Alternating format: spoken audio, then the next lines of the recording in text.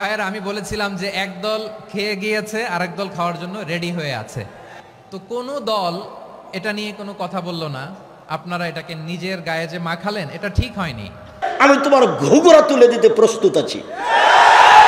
কোন সাহসে তুমি কাজ করো? তুমি বিশ্বাসঘাতক, তুমি মান সম্মান ধ্বংস করেছ। তুমি ইসলাম কিছু জানো না। তুমি ধর্মের নামে প্রতারণা দিয়ে এদেশের লাখ হাজার মহিলাকে এই গ্রাম থেকে ওই গ্রাম, এই জেলা থেকে ওই জেলা ধর্মের নামে নিয়ে যাচ্ছ আর মিথ্যা ধর্ম পড়াচ্ছ। জবাব তোমাকে দিতে হবে। আমি বলেছি জাতির সামনে, দেবীনগরের লোকের সামনে, চাঁপাইনবাবগঞ্জের লোকের সামনে, রাসূল সাল্লাল্লাহু আলাইহি সাল্লামের স্ত্রী যদি গ্রামে গ্রামে দিন প্রচার করতে যেতেন তাহলে 13 জন স্ত্রী 11 জনের স্ত্রী একসাথে নগদ ছিলেন। একজনকে পাঠাতেন রংপুর, একজনকে পাঠাতেন চট্টগ্রাম, একজনকে পাঠাতেন সিলেট, একজনকে পাঠাতেন ময়মনসিংহ। একদিনই দেশ দখল। মহিলারা বলেছিল মুহাম্মদ সাল্লাল্লাহু আলাইহি সাল্লাম পুরুষেরা আপনার পাশে বসে দিন ধর্ম জেনে নিল, আমরা কি করব? উত্তরে আল্লাহর নবী বলেছিলেন, বুখারী মুসলিমের হাদিস, তোমরা বাড়ি একটা নির্ধারণ করো, সময় নির্ধারণ করো, আমি মুহাম্মদ সাল্লাল্লাহু আলাইহি সাল্লাম সেখানে গিয়ে দিন শিখাবো। তিনি বলেননি আমি সেখানে আয়েশাকে পাঠিয়ে দেব। মিথ্যা ধর্মের উপরে জাতিকে ধর্ম দেখাবেন না। জাতির যদি রাস্তাঘাট করে দিতে না পারি, জাতির যদি স্কুল কলেজ করে দিতে না পারি, জাতিকে চূড়ান্ত সঠিক ধর্ম দিতে পারবো ইনশাআল্লাহ। ধর্মের ব্যাপারে জাতিকে ফাঁকি দিয়ে পরকাল হারাতে আমি রাজি নই। আমি বলেছি চাঁপাইনবাবগঞ্জের দিনী ভাই বোন, আপনি আমার বোন, আপনি আমার ভাই, অন্তত ধর্মের ব্যাপারে আপনাকে আমি পরামর্শ দিতে চাই, আমি আপনার কাছে পরামর্শ নিতে চাই। আপনি এভাবে বলবেন মহিলা মানুষ হয়ে প্রোগ্রাম করতে গিয়ে, বুবু শাড়ি পরে নামাজ পড়লে বুবু ল্যাঙ্গট পরতে হয়, বুবু নইলে মাটি অভিশাপ করবে, ধর্ম তোমার বাপের সম্পত্তি। তুমি ও কথা বললে কেন? তোমার নেতাকে চ্যালেঞ্জ, তোমার জাতিকে চ্যালেঞ্জ, তোমার বাপকে চ্যালেঞ্জ, তোমার বংশকে চ্যালেঞ্জ। প্রমাণ করো দেখি আমি বেঁচে আছি। ধর্মকে উল্টা করে দেখে হিসাব দেখাবে না। আমার বুঝে তোমার শতকরা ধর্ম কথা মিথ্যে। ওরা ফাজালে আমল লিখেছে হাজারো কথা মিথ্যে, তোমারও লাখো কথা মিথ্যে। ধর্ম এরকম নয়। মানুষ মারা গেছে, সেই বাড়িতে তুমি লাশকে সামনে রেখে নামাজ পড়ো, লাশকে সামনে রেখে কোরআন পড়ো, আর তুমি হাত তুলে দোয়া করো। ধর্ম পাগল হয়ে গেছে। ধর্ম রাজশাহী চাঁপাইনবাবগঞ্জের হাওয়াই লাড্ডু, दोनों हाथ में लड्डू है, जो चाहे उसको खा ले, जो चाहे उसको छोड़ दे। ভুল হিসাব। তোমাকে, তোমার লোকজনকে, তোমার সব কিছুকে এই মিথ্যা ধর্ম থেকে ফিরে আসতে হবে। একদিনের জন্য বেঁচে থাকলে সঠিক পথে বেঁচে থাকার চেষ্টা করি। আমাকে দেশ দখল করতে হবে এই জিম্মেদারি দেওয়া হয়নি। বহু নবী দুনিয়া থেকে চলে গেছেন, একটা মানুষে হেদায়েত হয়নি। বুখারী মুসলিমের একটা হাদিসে এসেছে, আল্লাহর নবী বলছেন, আমার সামনে একজন নবী পার হলেন, তার সাথে একজন লোক আছে, মানে ওই নবী সারা জীবন দাওয়াত দিয়ে মাত্র একজন লোক হেদায়েত হয়েছে। তিনি বললেন, আমার সামনে দিয়ে আর একজন নবী পার হলেন, দেখলাম তার সামনে তার সাথে দুইজন লোক আছে, মানে ওই নবী সারা জীবন দাওয়াত দিয়ে মাত্র দুইজন লোককে হেদায়েত করতে পেরেছেন। আল্লাহর নবী বলছেন, আমার সামনে দিয়ে একজন নবী পার হলেন, লাইসা মাহু আহাদুন, তার সাথে কেউ নেই। তার মানে ওই নবী সারা জীবন দাওয়াত দিয়েছেন, কেউ হেদায়েত হয়নি। তাহলে কি তিনি বিচারের মাঠে পরাজয় হবেন? জি না। সত্যই যথেষ্ট পরকালের জন্য, ন্যায় পরায়ণই যথেষ্ট পরকালের জন্য। আর একটা কথা, কোরআন মাজিদ আছে এখানে, ওখানে আছে। আমি আপনাকে বলি আর একটা কথা, ব্যক্তিত্ব লাগে, স্বাধীনতা লাগে। যখন মূসা আলাইহিস সালামকে আল্লাহ বললেন, মূসা ফেরাউনের কাছে যেতে হবে, সীমা লঙ্ঘন করেছে। মূসা আলাইহিস সালাম বললেন, আমি সাবলীল ভাষায় কথা বলতে পারি না, আমি তার কাছে গিয়ে কথা বলতে পারবো না। তখন আল্লাহ বললেন, মূসা আমি তোমার ভাষা সুন্দর করে দিচ্ছি, তুমি বলো, রব্বি ইশরাহ লি সাদরি ওয়া ইয়াসসির লি আমরি ওয়াহলুল উকদাতাম মিন লিসানি ইয়াফকাহু কাওলি। তখন মুসা আলাইহিস সালাম বললেন, আর একটা কথা, ফেরাউনের পক্ষ থেকে আমার উপরে একটি হত্যার অভিযোগ আছে। এক থাপ্পড় দিয়ে আমি মানুষকে হত্যা করেছি, আমি তার কাছে গেলে সে আমাকে হত্যা করবে। তখন আল্লাহ বলছেন, মুসা আমি তোমার সাথে আছি, যাও, ফেরাউন কি বলবে সেটা শুনবো, ফেরাউন কি করবে সেটা আমি দেখব।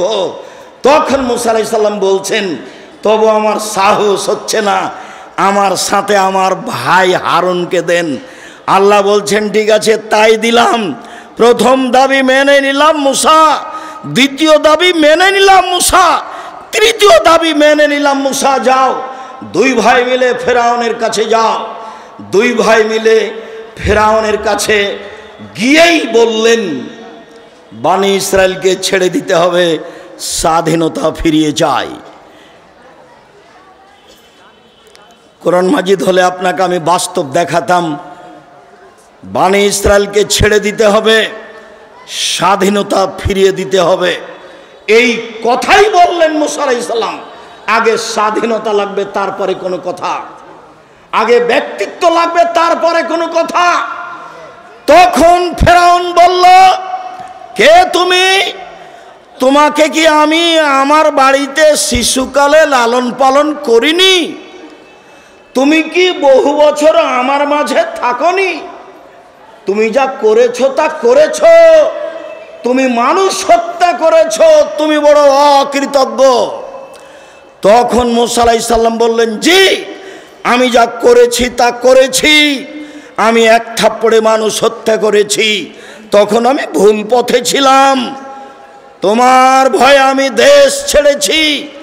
আমার প্রতিপালক আমাকে নবী করেছেন, জ্ঞানে গুণে পূর্ণ করেছেন, তুমি আমার প্রতি অনুগ্রহ করেছ, শিশুকালে আমাকে লালন পালন করেছ, বহু বছর তুমি তোমার বাড়িতে আমাকে রেখেছ, তুমি আমার প্রতি অনুগ্রহ করে তুমি খোঁটা দিয়েছ, খোঁটা দিয়ে তুমি বনি ইসরায়েলকে দাস দাসীতে পরিণত করেছ, তুমি বড় উদ্ধত স্বৈরাচার সীমা লঙ্ঘন করেছ।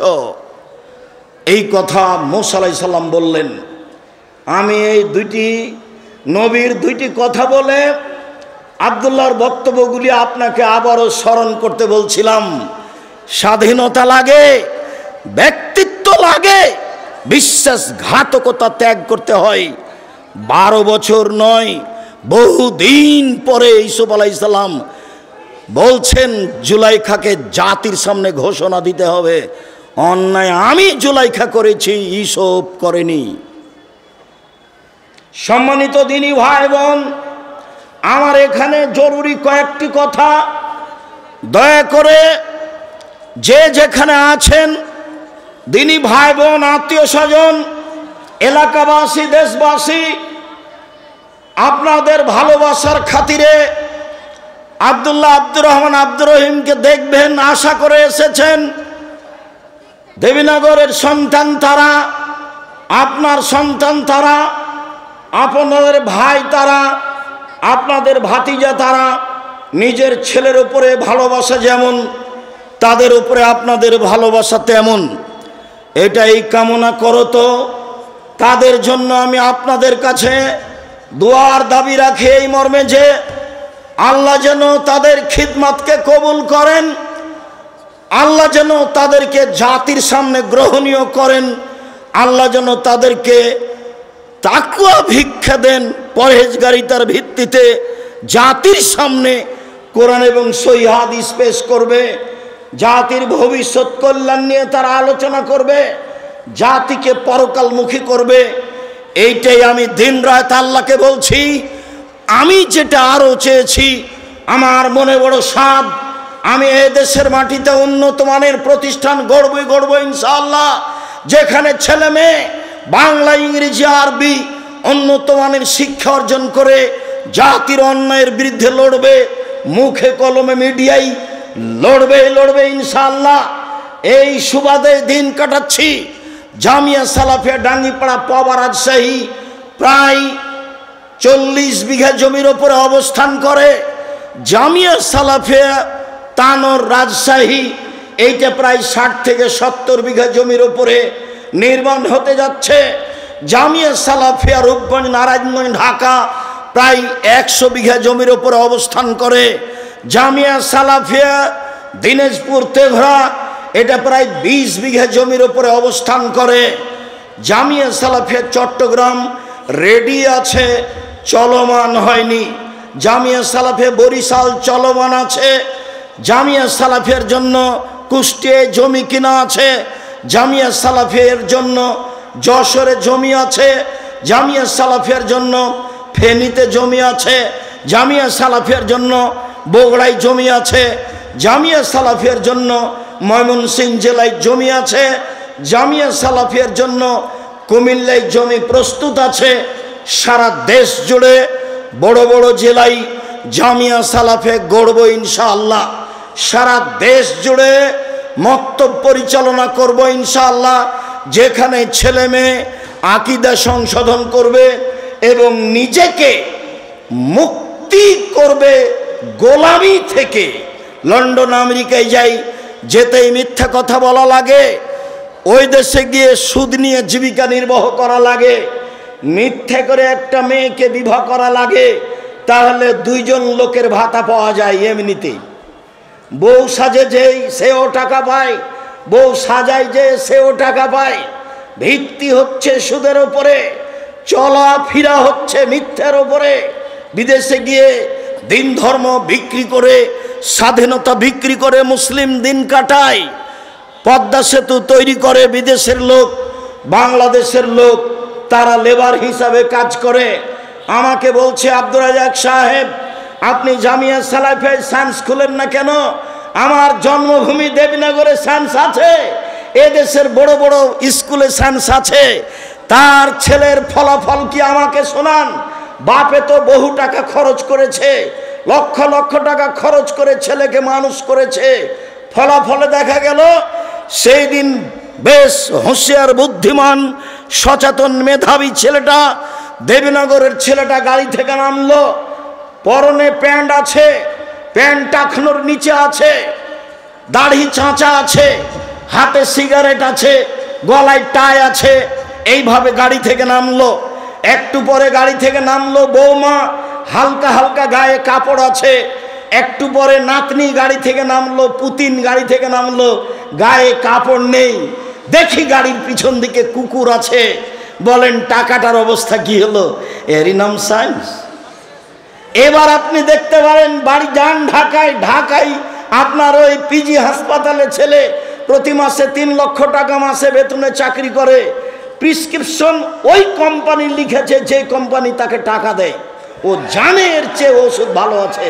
ও তো শয়তান, ও একটা আস্ত শয়তান, ও একটা প্রতারক। আপনারা বাপ মা প্রতারক। আপনি আপনার ছেলে মেয়ে কবর দিয়েছেন। এই জাতিও শিক্ষিত, এই ব্যক্তিও শিক্ষিত। এই ছেলে মেয়ের কি উপকার করতে পারে? আমার নামে 5,000 কোটি টাকার মামলা হবে কেন? আমি ঠাকুরের কি করেছি? ঠাকুর বলেছে, ও কালিমা তোমার আকাশ, ও মা তোমার বাতাস। আমি বলেছি, ও ঠাকুর তোর বাপের আকাশ, কালিমার বাপের আকাশ। ঠাকুর জাতির শত্রু, ঠাকুর বাঙালির শত্রু, ঠাকুর জাতির শত্রু, ঠাকুর বাঙালির শত্রু, ঠাকুর ঢাকা বিশ্ববিদ্যালয়ের শত্রু, ঠাকুর বাংলা ভাষার শত্রু। আরে ঠাকুর হলো ইংরেজদের দালাল। যেদিন আমি মুসলিম ইংরেজদের নির্যাতনে জেলে আছি, সেই দিন ঠাকুর লন্ডনে থাকে। এর নাম ঠাকুর। ঠাকুর সবচেয়ে বড় বদ মানুষ এই বাংলার ইতিহাসে, ভারতের পাতায় সবচেয়ে বদ মানুষ এই ঠাকুর। যতবার বলেছে ও মা তোমার আকাশ, ও মা তোমার বাতাস, ততবার ঠাকুর বলেছে ও কালিমা তোমার আকাশ, ও কালিমা তোমার বাতাস। আমি আব্দুর রাজ্জাক বিন ইউসুফ, আমার ছেলে মেয়ে এই গান পড়তে পারে না, অসম্ভব। আপনার মতো কাপুরুষের সন্তান পড়তে পারে, আপনাকে আমি শিক্ষিত মনে করি না। আমি যে অশিক্ষিত, আপনি এই কথা আমি আজ থেকে না 30 বছর আগে বলেছি। আপনাকে, আপনার ছেলেকে, আপনার মেয়েকে, আপনার বাপকে, আপনার জাতিকে, আপনার বংশকে যদি আমি অশিক্ষিত প্রমাণ করতে না পারি, জাতির সামনে বক্তব্য দেব না। নতুন এই কথা বলিনি, বাংলার মাটিতে 30 বছর থেকে বলে আসছি, বিদ্যা কাকে বলে আগে নিচেকে জানতে হবে, তারপরে বাচ্চাকে বিদ্যা দিতে হবে। আপনার বাচ্চা বিদ্যাই এটা বুঝতে পারলো না। বলেছি আমি 71 সাল থেকে নিয়ে এখন পর্যন্ত কোনো শিক্ষিত মানুষ শিক্ষামন্ত্রী হয়নি এদেশে। যাওয়ার সময় একটা বই সাথে নিয়ে যাবেন, বইয়ের নাম হচ্ছে শিক্ষা বনাম জাহেলিয়াত। আপাতত 1 থেকে 10 পর্যন্ত বিদ্যা নাকচ করা হয়েছে, নিয়ে যাবেন সাথে। বইয়ের নাম হলো শিক্ষা বনাম জাহেলিয়াত। আরে বেগম রোকেয়া শিক্ষিতা মহিলা হলো কিভাবে, অবাক কথা। সেদিন চাঁপাইনবাবগঞ্জ ট্রেন স্টেশনে কথার কথা, যারা চাঁপাইনবাবগঞ্জে পরহেজগার মহিলা হজ করতে যাবে, তো স্টেশনে গেছে, তখন স্বামীকে, দেবরকে, ভাসুরকে বলেছে যে একটু পর্দার ব্যাপার, আমরা এখানে ট্রেন স্টেশনে বসে আছি, তোমরা একটা চাদর আমাদের গায়ের উপর দিয়ে দাও। এবার ট্রেন স্টেশন মাস্টার পাশ দিয়ে হাঁটছে প্ল্যাটফর্মে, আর বলছে কি ব্যাপার, কিসের বস্তা এগুলি? লাথি মেরে মেরে দেখছে কি ব্যাপার, কিসের বস্তা এগুলি? বেগম রোকেয়া নিন্দা করছে আপনাকে। বেগম রোকেয়া শিক্ষিতা মহিলা হলো কিভাবে? আপনি তার বইটা পড়ে দেখেন, থুথু দিতে হবে। আমি বললাম, ও কাজী সাহেব, আপনার যে খাতার বিবাহ স্টেশনের জন্য আছে, ওইটাকে আমি টয়লেট পেপার হিসাবে ব্যবহার করা পছন্দ করি না। কেন? ওতে 4 জনের সাক্ষী আছে, 4 জনের সাক্ষী জেনা প্রমাণ করা লাগে। জেনা প্রমাণ করতে কয়জন সাক্ষী লাগে? 4 জন। তো বিবাহতে তো আল্লাহর নবী 2 জনের কথা বলেছেন, তো এটা কি জেনা প্রমাণ করছেন না বিবাহ? তো বলেন তো আপনার খাতা খান কেমনে চলতে পারে, কিভাবে চলতে পারে? মানে আব্দুল্লাহ যেটা বললো সব কিছুই মিথ্যার উপরে চলছে, সব কিছুই। যেটা আমি বলেছি আমার দেবীনগর জন্মভূমি গ্রাম হিসাবে, যে দেখো ডুলি বিবি প্রথা এমনভাবে ভুলে যেতে হবে, ডুলি বিবি শব্দটার মুখের উপরে পেশাব করে দিতে হবে। আজ থেকে নিয়ে 20 বছর পরে কোনো ছেলে কোনো মেয়ে যদি বলে ডুলি বিবি, তাহলে আরো 5 জন যেন বলে ডুলি বিবি কি গো, ডুলি বিবি কি, তার মানে কি, এটা যেন বলে, এমনভাবে ভুলে যেতে হবে। মারিয়াম জন বলছে নাসিয়া মানসিয়া, আমি জাতির অন্তর থেকে মুছে যেতে চাই। আরে ছি ছি ছি, আমি মারিয়াম, আমার বিবাহ হয়নি, আমার স্বামী নেই, আমি জেনাও করিনি, আমি ঈশাকে জাতির সামনে কি দিয়ে বুঝাবো? আমি ঈশাকে জাতির সামনে কি দিয়ে বুঝাবো? আমি যখন ঈশাকে নিয়ে গ্রামে গেলাম, গ্রামের লোক ঠিকই বললো, ছি ছি ছি ছি ছি, তোমার মা কত ভালো মানুষ, জেনা করেনি। আরে তোমার বাপ কত ভালো মানুষ, কোনোদিন জেনায় লিপ্ত হয়নি। আর তুমি তার মেয়ে জেনা করেছ, অবৈধ সন্তান কাঁধে করে গ্রামে নিয়ে এসেছ। আগে এই বাক্য বলেছিলেন মারিয়াম, আল্লাহ কুনতু নাসিয়া মানসিয়া, আমি এমন হতে চাই, মানুষের অন্তর থেকে মুছে যেতে চাই, মানুষ যেন কেউ না জেনে মারিয়ামকে। ডুলি বিবি তেমন শব্দ ভুলে যেতে হবে। যদি আমি বলেছি চাঁপাইনবাবগঞ্জ জেলার বিবাহের শুরু থেকে শেষ পর্যন্ত একটা কাজও জায়েজ নয়, আমার জানা অনুপাতে একটা কাজও জায়েজ নয়। এখন নতুন কোনটা হলো নাকি, মৌলানা খাড়গাঁয়ের মৌলানা, নামটা এখন ভুলে যাচ্ছে, আমার চাচাতো ভাইয়ের বিবাহ পড়ালেন, বিবাহ পড়ে বদরের আব্বা, বিবাহ পড়ানোর পরে বলছেন যে উঠো উঠো উঠো, 2 রাকাত সালাত আদায় করো, উঠো 2 রাকাত সালাত আদায়। বিবাহ পড়ানোর পরে 2 রাকাত সালাত আদায় করতে হবে। আর এখন বলছে বিবাহ পড়ানোর শেষে বলছে দাঁড়িয়ে বলো ওয়ালিমা, ওয়ালিমার দাওয়াত, ওয়ালিমার দাওয়াত। আরে বাসর রাতের সকালে হবে ওয়ালিমার দাওয়াত, বিবাহ পড়ানোর পরে ওয়ালিমার দাওয়াত হয় কি করে? বিবাহ পড়ানোর পরে কেউ কি দোয়া পড়তে হবে কারো জানা নাই, আন্ধা কো আন্ধা পড়াতা হয়। ধর্ম এমনিতেই চলছে। সম্মানিত দিনী ভাই বোন, আমি আপনাদের এখানে যেটা বলতে চাইছি, এ দেশে দুর্নীতি, শয়তানি, ধোঁকাবাজ, রাহাজানি, লুটতরাজ, অবিচার, মারামারি, অন্যায়, পাড়া প্রতিবেশীর সাথে দুরাচার, এইসব গতিবিধি জোরালোভাবে শক্তি প্রয়োগ করে কলা কৌশলে বন্ধ করতে হবে। এইসব কলা কৌশলে বন্ধ করতে হবে। সম্মানিত দিনী ভাই বোন, আমি এখানে কয়েকটি হাদিস, কয়েকটি আয়াত আপনাদের পেশ করি। পেশ করার পূর্বে বলে, এই ছেলে বসো, পরিবেশ নষ্ট করতে চাচ্ছ কেন? কত কষ্ট করে ব্যবস্থা করেছ, কত পয়সা খরচ করে ব্যবস্থা করেছ। আসার পর থেকে কতজন আমাকে অনুরোধ করছে আপনি আমাদের গ্রামের মানুষ কেন আসবেন না, কিন্তু আমি যে আসতে পারবো না এটা যে বুঝাতে চাচ্ছি তো বুঝতে চায় না।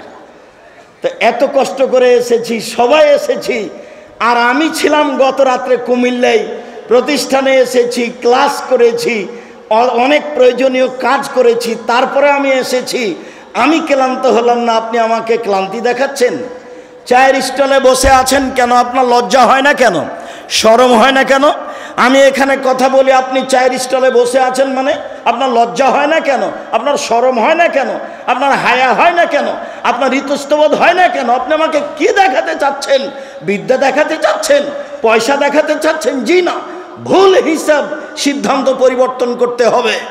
আপনি মেয়ে মানুষ, ঢং ঢং করে এসেছেন গল্প করতে করতে, আবার ঢং ঢং করে চলে গেলেন। চলে গেলেন কেন? আমি তো আপনার জন্য এসেছি, আমি তো আপনার জন্য এসেছি, আব্দুল্লাহ তো আপনার জন্য এসেছে, আপনি চলে গেলেন কেন? বাইরে 4-5 জনের সাথে গল্প করছেন কেন? মহিলা মানুষ, আপনার লজ্জা হয় না? ও আপনার ভাই, কে বললো ওটা ভাই? আপনার চাচাতো ভাই। আপনি চাচাতো ভাইয়ের সাথে গল্প করেন কি করে? কিসের তাহাজ্জুদ দেখান আপনি, হজ দেখান আপনি, বোরখা দেখান আপনি? এই নোংরামি, এই শয়তানি, এই বেহাই ত্যাগ করুন। সম্মানিত দিনী ভাই বোন, এগুলো হলো পশু প্রাণীর কাজ, গরু ছাগলের কাজ, কুকুর সিরিয়ালের কাজ। আল্লাহ তাআলা বলেন, বুঝে না ওরা, অন্তর আছে বুঝে না, দেখেও দেখে না ওরা, চক্ষু আছে দেখে না, শোনেও শোনে না ওরা, কান আছে শোনে না। উলাইকা কাল আনাম, তারা পশু প্রাণীর মতো, তারা গরু ছাগলের মতো, তারা কুকুর সিরিয়ালের মতো, বালুমাজাল, বরং তার চেয়ে খারাপ। এই কথা আল্লাহ আপনাকে বলছেন। আমি তো কোরআন হাদিসের কথা আপনার সামনে বলতে এসেছি। আপনি কেন ওখানে গিয়ে বসে থাকবেন? থাকবেন কেন? আপনি মাথায় টুপি দিয়ে দোকানের সামনে ওই বেঞ্চটাতে কেমনে বসে থাকেন? ওখানে ল্যাংটা মেয়ে নাচে, আপনি দেখে চক্ষু ঠান্ডা করেন, কলিজা ঠান্ডা করে, মনটা সাওয়াত করেন। জান্নাতের মেয়ে ভোগ করতে চান? জান্নাতের মেয়ে কি পড়ে আছে? আপনার স্বভাবই খারাপ, আপনার খাসলত খারাপ, আপনার অভ্যাস খারাপ, যার কারণে আপনি মাথায় টুপি দিয়ে দোকানের সামনে টিভিতে বসে থাকেন। এই যে আমি বলে গেলাম, আমার তো এটা জন্মভূমি দেবীনগর, বলি দেবীনগরের যত দোকানে টিভি আছে, ল্যাংটা মেয়ে নাচে, এর সব উপার্জন হারাম, সবই হারাম, সবই হারাম। দেখি কোন মায়ের বেটা কথা এভাবে উল্টে ধরতে পারে। এই যে বলে চলে গেলাম। উমামা বাহেলি রাদিয়াল্লাহু তাআলা আনহু বলেন, রাসূল সাল্লাল্লাহু আলাইহি সাল্লাম বলেছেন, পৃথিবীর মানুষ লা তাবেহুন্না, যারা গান বাজনা করে নাচে, তাদের ব্যবসা করো না, তাদের বিক্রয় করো না। ওয়ালা তাশতারুহুন্না, তাদের ক্রয় করো না।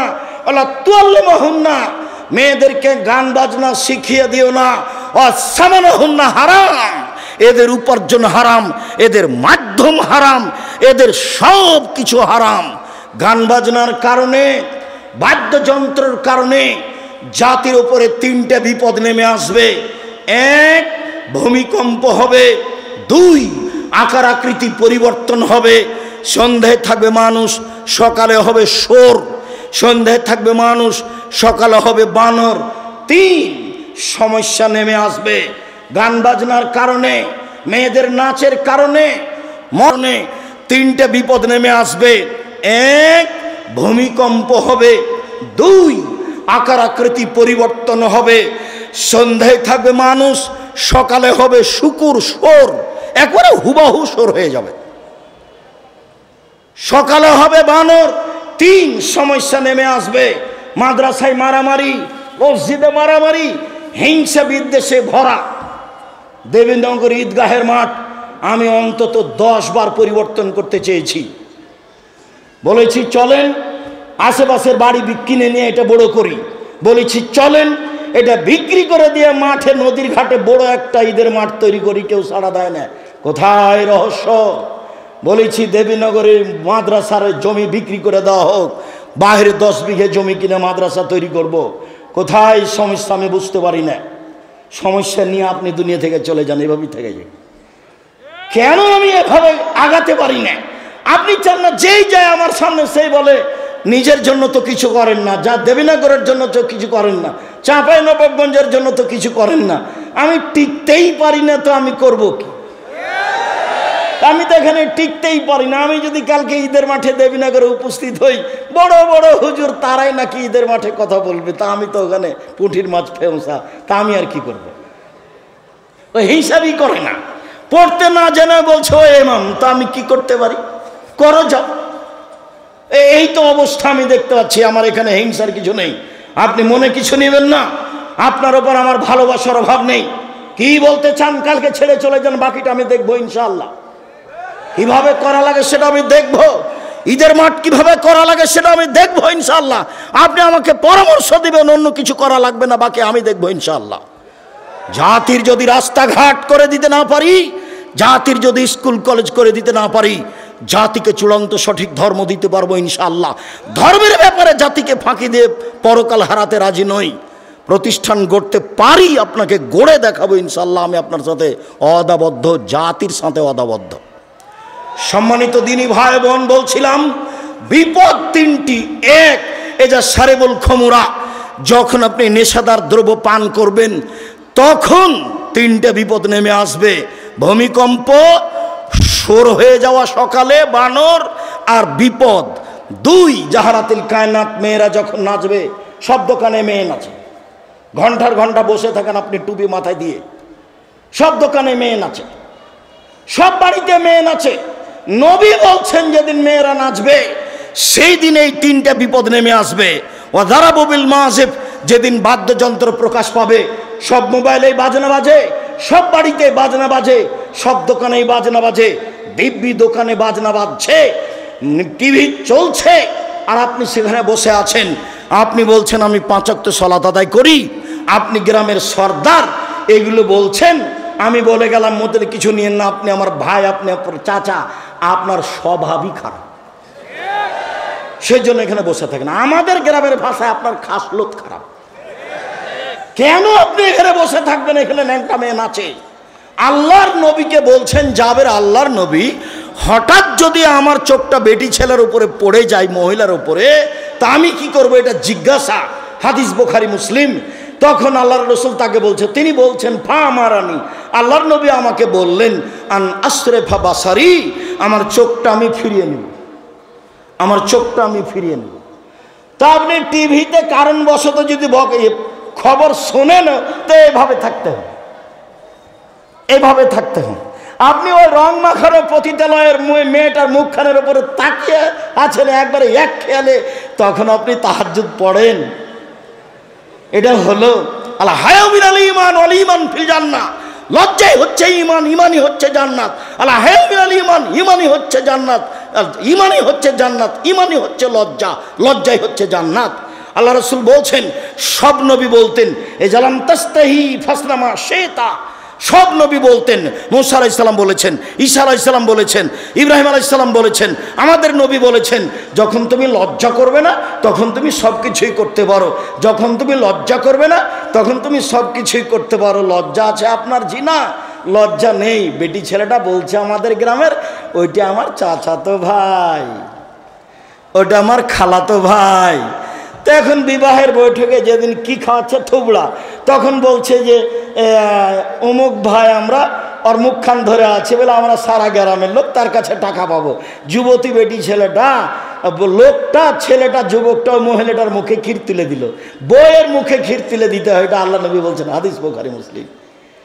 এই পাড়ার সবারই কি বেটি ছেলেটা বউ? ধর্ম পাগল হয়ে গেছে। মুরব্বী মানুষরা, আপনারা শরম পান না কেন? এই নীতির এই থুবড়া শব্দটাতে পেশাব করে দেন। থুবড়া আর এ দেশে কোনোদিন চলবে না। থুবড়া কি জিনিস? এত নোংরা জিনিস নাম থুবড়া। এই শরীয়তে আসতে পারে কি করে? বাইনা কি জিনিস? বরফটা কি জিনিস? আমাটা কি জিনিস? খিরকাচি কি জিনিস? এই সব কিছুর মুখের উপরে পেশাব করে দিতে হবে, আর কোনোদিন আসবে না এগুলো বাড়িতে। মেয়ের পক্ষ থেকে জয়জন লোক গেছে, ছেলের পক্ষ থেকে এটা তার ডবল আসবে। ধর্ম পাগল হয়ে গেছে। আমের সময় আম দিতে হবে, আটা দিতে হবে, খাসি দিতে হবে। বোকা ছেলে, তুমি দিয়ে আসো তোমার শ্বশুরকে। তোমাকে তোমার শ্বশুর দিবে কেন? তুমি তো লালন পালন করে একটা মেয়ে পেয়েছো, আবার তো মেয়ের বাপকে দিতে হবে কেন এত কিছু? শুনুন, মহান আল্লাহ বলেন ইদফা বিল্লাতি হে আহসান। মুহাম্মদ সাল্লাল্লাহু আলাইহি সাল্লাম মানুষের সাথে কথা বলার সময় মানুষে যা বলে আপনি তার চেয়ে সুন্দর বলুন। প্রতিপক্ষ যা বলছে আপনার কথা প্রত্যুত্তর যেন তার চেয়ে ভালো হয়। আল্লাহ তাআলা বলেন ওয়াজাদিলহুম বিল্লাতি হে আহসান। মুহাম্মদ সাল্লাল্লাহু আলাইহি সাল্লাম বাদ বিতণ্ডে, তর্ক বিতর্কে কেউ যদি জড়িয়ে পড়তে চায় তাহলে ও যা বলছে আপনি তার চেয়ে সুন্দর উত্তম বলবেন। আল্লাহ তাআলা আমাদের নবীকে আদেশ করছেন এইভাবে। শুনুন, যত পুরুষ নারী আমার সামনে আছেন, আপনাকে বলছি, মহিলা মানুষ আপনার যা আছে, আপনার ননদ আছে, আজ থেকে ননদে চোখ দেখিয়ে মন খারাপ করে যেটা বলেছে আপনি তার উত্তর দিতে পাবেন না। দিলে আপনি বলবেন আপা কি বলছেন, এটার চেয়ে আর একটা ভালো বলেন, এই কথা বলবেন আপনি। হ্যাঁ, আমার স্বামী উপার্জন করে তুমি আমায় এভাবে বলো, মানে আমার স্বামীর উপার্জনে খাও, তুমি আমার ননদ, তুমি এভাবে কথা বলো কেন? একবারে ঘর থেকে বের করে দেব। এই নোংরা চরিত্র ত্যাগ করতে হবে। গন্ডগোল বড় জায়ের কারণে হয়েছে। আজকেই ভোর হতে হতে ছোট যাকে বড় জায়ের হাত ধরে ক্ষমা নিতে হবে। আপা, বুবু, যা হয়েছে হয়েছে, ভুল হয়েছে, আমাকে মাফ করেন। গন্ডগোল কার কারণে হয়েছে? বড় জায়ের কারণে হয়েছে। ছোট যাই বড় জায়ের হাত ধরে ক্ষমা নিবে, এটাই নিয়ম। গন্ডগোল বড় ভাইয়ের কারণে হয়েছে, একদিনও কথা বলে না। আমাদের গ্রামের ঘটনার নাম বলছি না, বাপ মরে গেছে, তখন গন্ডগোল করে জমি ভাগ করে করতে ঢেঁকিটা কেটে ভাগ করে নিয়েছে। তো ঢেঁকিটা কেটে ভাগ করে নিলে কি হবে? কিছু হতে পারে। স্বভাব কেন এরকম? ছাড় শিখতে হবে, ছাড় দেওয়া শিখতে হবে। বড় ভাই নিয়েছে, আচ্ছা ভাই আপনি যেভাবে মনে করেন সেভাবে ভাগ করে দেন। এই কথাটা বললে তোমার কি হয়? যখন আমি রংপুর, দিনাজপুর, লালমিহাট, নীলফামারী, কুড়িগ্রাম, পঞ্চগড়, ঠাকুরগাঁ, গাইবান্ধা, জয়পুরহাট এইসব ডিস্ট্রিক্টে যাই, তখন আমি বলি যে তোমার বাপকে যদি আমি কুকুর শ্রীগালের চেয়ে খারাপ প্রমাণ করতে না পারি বক্তব্য দিব না। কেন? এইসব ডিস্ট্রিক্টের লোকেরা বোনদেরকে জমি দেয় না, এরা শ্বশুর কাছে যৌতুক নেই। তো তোমার বাপকে যদি আমি কুকুর শ্রীগালের চেয়ে খারাপ মনে করতে না পারি, প্রমাণ করতে না পারি, বক্তব্য দিব না। আর তুমি তোমার আব্বাকে গিয়ে বলবা রাত্রে, আব্বা ভাগ্য নিয়ে এসেছি, আব্বা ভাগ্য ছেড়ে আসেনি। ভাগ্যে যদি জমিদারি থাকে জমিদারি করে খাবো, ভাগ্যে যদি ভিক্ষা করা থাকে ভিক্ষা করে খাবো, ফুফুর জমি খাবো না। এই কথা বলতে পারবে না? তো ছেলে বলে হ্যাঁ অবশ্যই বলবো, অবশ্যই বলবো। কলা বিক্রি করে খেতে রাজি আছি, লোন নিয়ে নয়। চকলেট বিক্রি করে খেতে রাজি আছি, লোন নিয়ে নয়। ছোট থেকে ছোট, বড় থেকে বড় ব্যবসা করব সময়ের গতিতে। বড় ব্যবসায়ী হতে আমাকে মোটামুটি 30 থেকে 35 বছর সময় লাগবে। একদিনই হিরোইন কিনলাম, কলকাতায় বিক্রি করলাম, ঢাকায় রাতে রাতে ধনী হয়ে গেলাম, লোন নিয়ে ব্যবসা করলাম। এ ব্যবসা চলবে না। ভাইয়ের সাথে ভালো আচরণ, জায়ের সাথে ভালো আচরণ, বউয়ের সাথে ভালো আচরণ করতে হবে, এ কথা আল্লাহ তাআলা বলেন। শুনুন দিনী ভাই বোন, এক খেয়ালে চেয়ে থাকবেন, কথা অতীব গুরুত্বপূর্ণ। আমার দিনী বোনেরা যারা আছেন, যারা গেছে এসেছে, ঢং ঢং করে চলে গেছে, ঢং ঢং করে আপনি বসে থাকেন, আপনার গায়ের উপর দিয়ে আর একজন চলে গেলে আপনি মুখ খুলবেন না। যাক, আপনার গায়ের উপরে পা দিয়ে চলে গেছে, মুখ বন্ধ করে রাখেন, মুখ খুলবেন না। মুখ খুললেই বিপদ। আল্লাহর নবী বললেন বাঁচার 3টা পথ, সমাজে ভালো হওয়ার 3টা পথ। 1, মুখখান বন্ধ রেখো, জাহান্নাম থেকে বেঁচে যাওয়া, সমাজে ভালো হয়ে যাওয়া। 2, জরুরি প্রয়োজন ছাড়া বাড়ি ত্যাগ করবা না, জাহান্নাম থেকে বেঁচে যাওয়া, সমাজে ভালো হয়ে যাওয়া।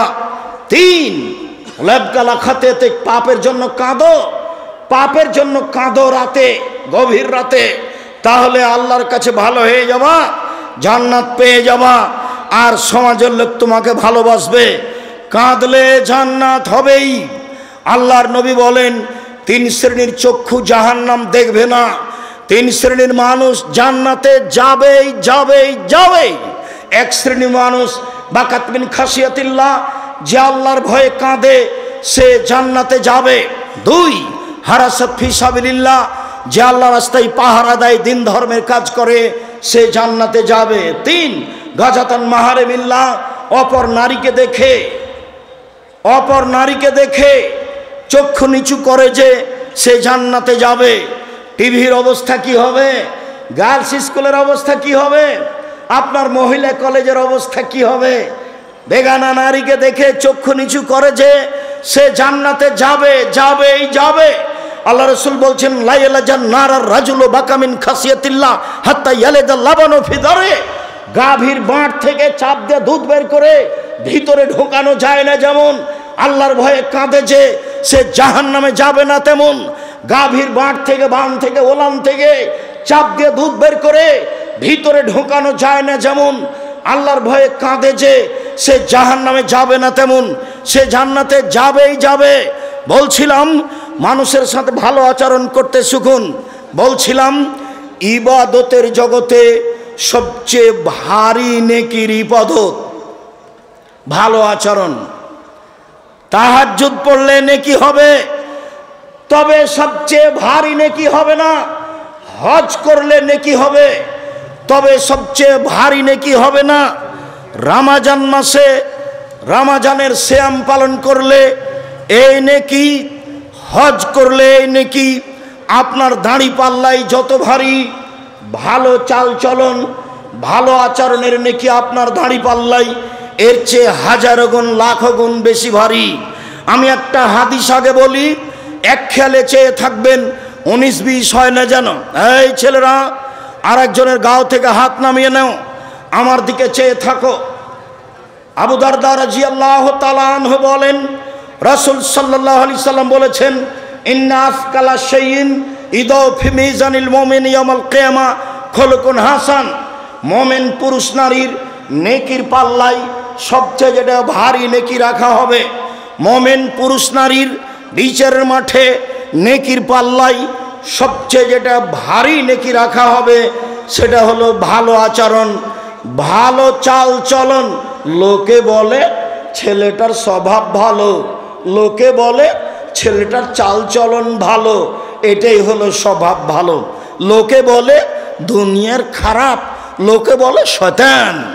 ও দুমুখার কথা বলিও না তো, তাহলে তার চাল চলন খারাপ, এটা মানুষে বুঝে। আবার একটু বলি, এখানে একটা অটো দাঁড়িয়ে আছে, আমি বসে আছি, আর আপনি অটোতে উঠেছেন, উঠতেই লোকটা টান দিয়েছে, এখন আপনি আমার মুখের ওপরে পড়ে গেছেন ব্যাগটা নিয়ে। তা আমি বললাম বসেন বসেন বসেন, কোনো সমস্যা নেই, বসেন। এইটা একটা আচরণ। আমি বললাম চোখ নাই দেখতে পান না, এরকমভাবে উঠেন কেন, মানুষের গায়ের উপরে পড়ে যান, এটা একটা আচরণ। বলেন তো কোনটা ভালো? তাহলে মানুষ ভালোটা বুঝে। এইটার নেকি সবচেয়ে ভারী নেকি দাঁড়ি পাল্লাই। মনে রাখবেন, হিন্দুদের দাঁড়ি পাল্লা বিচারের মাঠে হবে না। কেন? তাদের নেকি নেই। ইহুদিদের দাঁড়ি পাল্লা বিচারের মাঠে হবে না। কেন? তাদের নেকি নেই। খ্রিস্টানদের দাঁড়ি পাল্লা বিচারের মাঠে হবে না। কেন? তাদের নেকি নেই। কাদিয়ানি, শিয়া, এ আকীদার যারা, তাদের বিচারের মাঠে পাপ নেকি ওজন হবে না, কেননা তাদের নেকি নেই। আল্লাহ তাআলা বলছেন, ওয়ায়ুখাযু বিন-নাওয়াসি ওয়াল আকদাম, তার পা এবং মাথা ধরে তাকে টেনে হেঁচড়ে জাহান্নামে নিক্ষেপ করা হবে, তার পাপ নেকি ওজন হবে না। যারা মুমিন পুরুষ নারী নেকি করেছে, পাপ করেছে, এদের পাপ নেকি ওজন হবে। একাধিক আয়াত, একাধিক হাদিস বলছিলাম, মনে রাখা ভালো হবে। বিচারের মাঠে সবচেয়ে ভারী নেকির ইবাদত হলো ভালো চাল চলন, ভালো আচরণ। ভালো চাল চলন দিয়ে জান্নাতুল ফেরদাউস পাওয়া যায়, এমন কোনো ইবাদত নেই যা দিয়ে সরাসরি জান্নাতুল ফেরদাউস পাওয়া যাবে। হজ করে হয় না, সিয়াম পালন রোজা থেকে হয় না, সালাত আদায় করে হয় না, দান খায়রাত করে হয় না, ভালো আচরণ দিয়ে জান্নাতুল ফেরদাউস পাওয়া যায়। এক খেয়ালে চেয়ে থাকুন, আল্লাহর নবী বলেন, আনা জাইমুন বে বাইতিন ফিল জান্নাহ লেমান তারাকাল কিসবা ওয়াইন কানা মাদে। কেউ যদি মজাক করেও মিথ্যা না বলে, আমি মুহাম্মদ সাল্লাল্লাহু আলাইহি সাল্লাম তাকে জান্নাতে একটি ঘর নিয়ে দিব। কেউ যদি মজাক করে হলেও মিথ্যা না বলে, আমি তাকে জান্নাতে একটি ঘর নিয়ে দিব। তিনি বলেন, ওবে বাইতিন লেমান তারাকাল মেরা ওয়াইন কানা মহিকান। কেউ যদি তর্ক ছেড়ে দেয় সত্য হলেও, না আব্দুর রাজ্জাক সাহেব এটা বলেছেন, আরে না এটা বলেছেন, আরে না এটা বলেছেন, আসসালামু আলাইকুম গেলাম, আপনার সাথে আমি তর্ক করতে রাজি নই। সত্য হলেও যে তর্ক ছেড়ে দেয়, আমি মুহাম্মদ সাল্লাল্লাহু আলাইহি সাল্লাম তার জন্য জান্নাতে একটি ঘর নিয়ে দিব। এবার তিনি বলছেন, ওয়ালাল জান্নাত লিমান হাসানা খলকাহু। যে তার চাল চলন ভালো করলো, আমি মুহাম্মদ সাল্লাল্লাহু আলাইহি সাল্লাম তাকে জান্নাতুল ফেরদাউস নিয়ে দিব। চাল চলন ভালো বলে কাকে? সকাল হতে হতে বড় ভাইয়ের হাত ধরে ক্ষমা নিতে হবে, দুইজনে একসাথেই চলতে হবে ভাইয়ে ভাইয়ে। গলিতে বাবলা কাঠের কাঁটা দিয়ে রাস্তা ঘেরে দিয়েছে, দিয়ে বলছে তুই কোন দিকে যাবি যা, তুই কোন দিকে যাবি যা। ওর বউ বলছে যেতে দিবা না, যেতে দিবে না, ভালো করে বাঁধো, ভালো করে বাঁধো। বদ মায়া লোকটা বলছে ভালো করে বাঁধো, ভালো করে বাঁধো। কত খাসলত খারাপ গায়দেল নিব, সেই স্বামীকে এইভাবে বলছে। অবাক কথা, স্বামীকে এভাবে উদ্বুদ্ধ করছে অন্যায়ের পরে। এরপরে যদি এরকম কাজ করেন, সত্যি এরকম মহিলার উপরে গজব না চলবে, একে তালাক দিয়ে দিন, একে বাড়িতে রাখা হবে। কি করে কথা বলতে পারে যে ভালো করে বেড়াতেন, ভালো করে বেড়াতেন, ও যেন বের হতে না পারে, ও যেন আমাকে গালি দেয়, আমাকে গালি দেয়, আমার গাছ সিম গাছটাকে ছাগল দেয় খাওয়াইয়ে দিয়ে আমাকে গালি দেয়। চাল চলন পরিবর্তন করতে হবে। দিয়াড়ে বাড়ি, এদিকে দেখেন, এই ছেলে খেয়াল করো, তোমার বাপ যখন ধান কাটছিল, আইল তো নাই, তো ফাঁড়ি দিচ্ছে, তো মাঝামাঝিতে একটা ধানের গোছ পড়েছে, এটা কি করবে তোমার বাপ? তোমার বাপ যদি এটা নিজের দিকে নিয়ে নেয়, তোমার বাপ জালেম। বড় বড় আলেম ওলামা বসে আছে, দেখো ফতোয়া দেখি কিভাবে উল্টে দেয়। তোমার বাপের উচিত মধ্যের থোপটা কোন দিকে দিবে? প্রতিবেশীর দিকে দিবে। তোমার বাপ, তোমার অভ্যাস, যখন ওই আল নাই সেই জমিতে হাল চাষ করেছ, তখনই এক ভাঁড় শেষ ভাঁড়টা চাপে ধরেছে। কি হবে এই দিয়ে? এই দিয়ে কি হবে?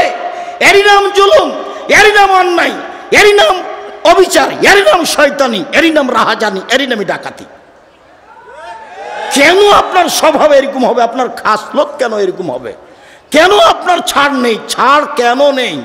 কেন আপনার ভাইয়ের উপরে মুখের উপরে লড়ে যাবেন? কেন আপনার বোনের উপরে মুখের উপরে বলতে লাগবেন? কেন আপনার চাচার উপরে এভাবে মুখের উপরে বলতে লাগবেন? আসেন দেখে নিচ্ছি, আসেন দেখে নেবো আপনার ব্যাটা কয়টা কে কয়টা, এভাবে কথা বলবেন কেন? আসেন এদিকে সাইটে নেবো আপনাকে। এগুলো কি কথা? এগুলো কি কথা? স্বভাব একবারে এই স্বভাবের মুখে পেশাব করে দিতে হবে। এরপরে কোনোদিন এই স্বভাব নিয়ে আসতে হবে না। এটা খারাপ, এটা ভালো আচরণ নয়, এটা ভালো স্বভাব নয়, এটা খারাপ স্বভাব, এটা খারাপ খাসলাত, এটা খারাপ অভ্যাস। ছাড় দিতে হবে, নরম হতে হবে, নরম ছাড় দিতে হবে, নরম হতে হবে। আচ্ছা ঠিক আছে চাচা, আপনি যেটা ভালো মনে করবেন করেন। তোমরা 5 ভাই আছো, তাতে কি হবে? তোমার চাচা যেটা করছে মেনে না। কতটুকু লস হতে পারে তোমাদের? কতটুকু লস হতে পারে? তোমার তো স্বভাব আমি জানি, তোমার তো হুজুর বলেছে গরু 7 ভাগায় চলবে, তারপরে গোস্ত নিয়ে মারামারি লাগিয়েছ। সেই কথা তো আমাকে অনেকেই বলে, কুরবানির গোস্ত নিয়ে মারামারি লাগিয়েছে। বয়ে বলছে, বনে বলছে, করে এক পিছে যে কলিজা নাই। তারা আব্দুর রাজ্জাক সাহেব ঠিকই বলেছে, আরে ভাগই নাই, ভাগে কুরবানি নেই। 7 দিনের দিনে আকিকা দিতে হবে, ভাগে কুরবানি চলবে না। ব্যক্তি আর পরিবার দুটো এক নয়। টাকা থাকলে ষাঁড় দিয়ে কুরবানি দিতে হবে, উঁট দিয়ে।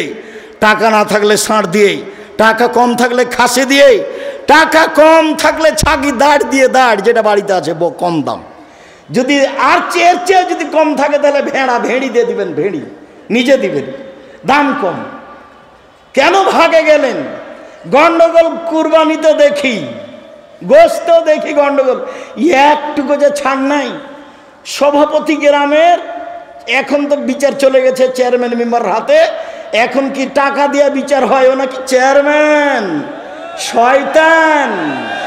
ও নাকি চেয়ারম্যান ফাঁকি দিয়ে জাতির ক্ষতি করে টাকা নিয়ে বিচার করে।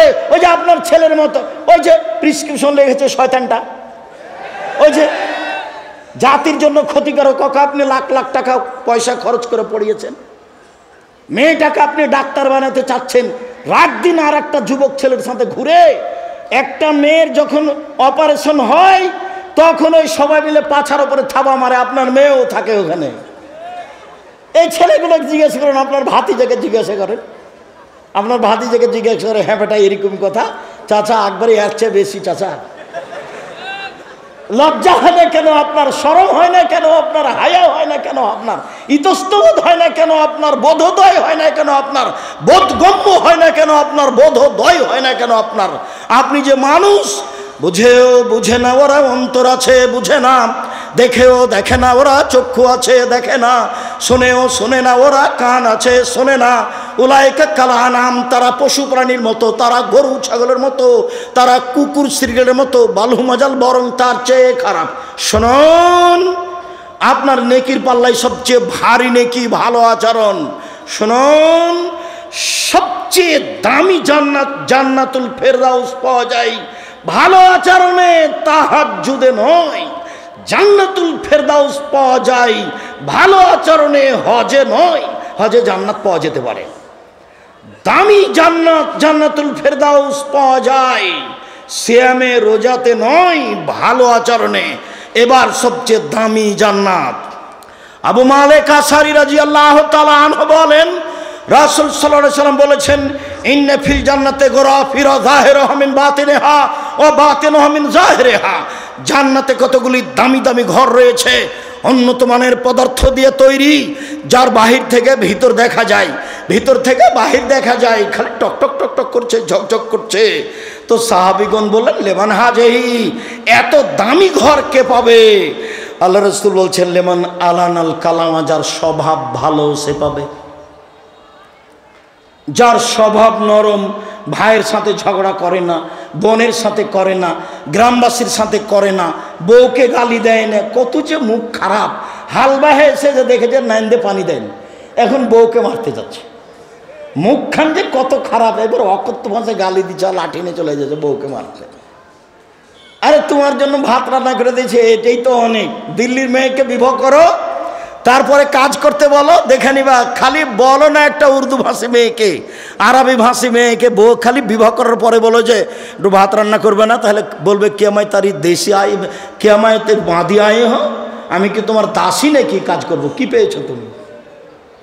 বাঙালি মেয়ে তো এত ভাত রান্না করেছে, গরুকে পানি খাওয়াইছে, নাইনদের পানি দিয়েছে, পোয়াল শুকিয়ে দিয়েছে, তারপরও লাঠি। স্বভাব কেন এমন? আজ থেকে পরিবর্তন করতে হবে, ভবিষ্যতে কোনোদিন বউকে গালি দিবেন না। দামি জান্নাত পাওয়া যায় ভালো আচরণে। চলুন দেখি, ভালো আচরণে একসাথে বড় বড় দুইটি ইবাদতের নেকি হয় ভালো আচরণে। এক, নিয়মিত তাহাজ্জুদ পড়লে যত নেকি হয়। দুই, নিয়মিত রোজা থাকলে যত নেকি হয়। দুইটা মিলে যত নেকি হয়, ভালো আচরণে তত নেকি হয়। আয়েশা রাদিয়াল্লাহু তাআলা আনহা বলেন, ইন্নামাল মুমিন ইয়াজদু বিহুসনি খুলুকিহি দারাজাতাস সাইমুল কায়েম। তাহাজ্জুদ পড়ে যত নেকি হয়, নিয়মিত নফল সিয়াম রোজা থেকে যত নেকি হয়, ভালো আচরণে তত নেকি হয়। আজকে এই চাল চলন পরিবর্তন করতে হবে। জিন্দেগিতে কোনো মুরব্বী মানুষের উপরে ক্ষেপতে হবে না, অপমান করতে হবে না, ধমকাতে হবে না, ছাড় দিতে শিখতে হবে। সম্মানিত দিনী ভাই বোন, আমি আপনাকে আন্তরিকভাবে অনুরোধ করছি, আমি আপনার বাড়ির মানুষ, নিজের জন্য যেমন ভালো হওয়া চাই, আপনার জন্য তেমন ভালো হওয়া চাই। ছেলেরা শোনো, আমি তোমাদেরকে বলতে চাচ্ছি, তোমরাও তাড়াতাড়ি ফিরে আসো। মানুষকে অপমান করিও না, মানুষকে ক্ষমতা দেখায়ও না, দলীয় দাপট দেখায়ও না। যদি দেখাও তাহলে মনে রাখো ফেরাউন ডুবে গেছে 1500 বছর পরেও। যদি ক্ষমতা দেখাও তাহলে তোমাদের নেত্রীর বয়স হলো 45 মিনিট। তোমাদের নেত্রী ছেড়ে দিতে হবে কয় মিনিটের মধ্যে? 45 মিনিটের মধ্যে দেখবা ক্ষমতা, ক্ষমতা দেখায় না, দেখবা ক্ষমতা দেখো না। খুলনার অঘোষিত সম্রাট এরশাদ শিকদার, মেয়ের মাথার উপরে একটু হাত দেওয়ার সুযোগ হয়নি। খুলনার অঘোষিত সম্রাট এরশাদ শিকদার দাম্ভিকতা দেখিয়ে বাঁচতে চায় না, রাতে রাতে দেশ দখল। সকালে বললেন কুয়েত হলো ইরাকের 19তম প্রদেশ। এরপরে এমনভাবে চলে গেলেন প্রেসিডেন্ট সাদ্দাম দেশ থেকে, নিজে দেশের জজের হাতে ফাঁসি নিয়ে বিদায় নিলেন। নিরুপায়। দেখবেন নিরুপায় কাকে বলে দেখতে হবে হাতে নাতে 45 মিনিট। দেশের আলেম ওলামাকে জেলে দিয়ে, দেশের আলেম ওলামাকে ফাঁসি দিয়ে, দেশের জ্ঞানীগুণীকে জেলে দিয়ে, দেশের বিচারকে উঠিয়ে দিয়ে, বিদেশ থেকে টাকা পয়সা নিয়ে দেশ উন্নয়নের নামে কোটি টাকা আত্মসাৎ করে মানুষজনকে জেলে রেখে, চোখ বন্ধ করে রেখে, দেশ বিদেশে গুম করে দিয়ে শেষ পর্যন্ত 45 মিনিটের মধ্যে দেশ ছেড়ে দিতে হয়েছে। তার নাম অত্যাচার। মনে রেখো, জুলুমবাজি করে এক ভয়ের জমি বেশি হাল বেয়ে নিয়ে একটা থোপ নিজের দিকে করে নিয়ে বেশি দিন টিকা যায় না। একদিন বয়স ছিল 40, দেখা গেল 60, দেখা গেল একদিন নেই, এরই নাম বয়স। সম্মানিত দিনী ভাই বোন, নাওয়াস ইবনে সামান বলছেন, আমি আল্লাহর নবীকে বললাম, আল্লাহর নবী পাপ কি জিনিস, নেকি কি জিনিস? আল্লাহ রসুল বললেন, নেকি হলো ভালো আচরণ। আমি আল্লাহর নবীকে বললাম, আল্লাহর নবী মা খায়রুম মাতিল ইনসান, আল্লাহ তো মানুষকে অনেক নেয়ামত দিয়েছেন, বাড়ি গাড়ি জমি জায়গা অর্থ সম্পদ দিয়েছেন, সবচেয়ে দামি সম্পদ কি? তখন আল্লাহ রসুল বললেন, আল খলকুল হাসান, সেটা হলো ভালো আচরণ। সম্মানিত দিনী ভাই বোন, রাসূল সাল্লাল্লাহু আলাইহি সাল্লাম বলেন, আল্লাহ তাআলা বলেছেন এই সদাচরণ, আল্লাহ বলছেন সদাচরণকে, এই সদাচরণ শোন, মান ওয়াসালাকে ওয়াসালতুহু, তোকে যে নিবে আমি আল্লাহ তাকে নিব, তোকে যে ছেড়ে দিবে আমি আল্লাহ তাকে ছেড়ে দিব। সদাচরণ আল্লাহর আরশ ধরে ঝুলন্ত অবস্থায় বলে, সদাচরণ আল্লাহর আরশ ধরে ঝুলন্ত অবস্থায় বলে, মান ওয়াসালানি ওয়াসালাহুল্লাহ ও মান কাতানি কাতাহুল্লাহ, যে আমাকে নিবে আল্লাহ তাকে নিবেন, যে আমাকে ছেড়ে দিবে আল্লাহ তাকে ছেড়ে দিবেন। যার ভালো আচরণ নেই তার আল্লাহ নেই। আব্দুর রাজ্জাক সাহেব, যার আল্লাহ নেই সে খায় কিভাবে? হিন্দু যেভাবে খায়, হিন্দু খেতে পায় না, ও এভাবে পাবে। সম্মানিত দিনী ভাই বোন, শেষে চলে আসলাম। আল্লাহ রসুল বলছেন সবাই গ্রামবাসী, দেবীনগরের পুরুষ নারী এইভাবে থাকতে হবে। আল মুমিন লিল মুমিন কাল বুনিয়ান, একজন মোমেন পুরুষ নারী আর একজনের সাথে প্রাচীরের মতো। সুম্মা সাব্বাকা বাইনা আসাবেহি, ডান হাত বাম হাতের আঙ্গুলের ভিতরে ঢোকালেন। দেখেন দেখেন মহিলারা, আপনারা দেখেন এইভাবে থাকবে পুরুষ নারী। বুবু বুবু বলে কি বলছেন ওগুলো? এইভাবে ইনিস্তাকা রাহ ইস্তাকা করলো, মাথায় ব্যথা হলে সব ব্যথা। আমি যদি বিপদে পড়ি তাহলে আপনিও বিপদে পড়বেন, তার নাম মোমেন পুরুষ। আমি বিপদে পড়েছি তো আপনি খুশিয়ে বলছেন ঠিক হয়েছে ঠিক হয়েছে ঠিক হয়েছে। এই স্বভাব ঠিক নয়। আমার নিজের চোখে দেখা গরু জবাই করতে দেখেছি আমি নিজে। আর একজন প্রতিপক্ষের লোক বিপদে পড়েছে, তখন গরু জবাই করেছে। শুক্রিয়া।